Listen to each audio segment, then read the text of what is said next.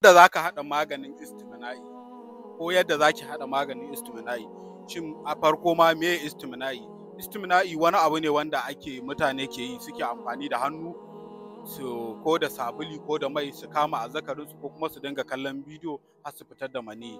To bayan haka shi istimina'i akwai illoli da yake haifarwa bila adadin.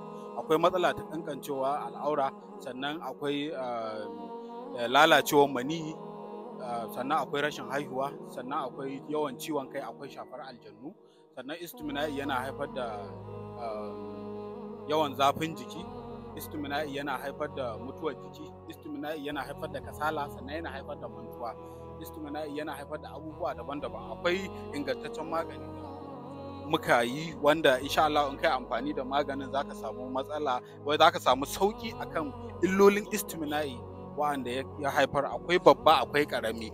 Wannan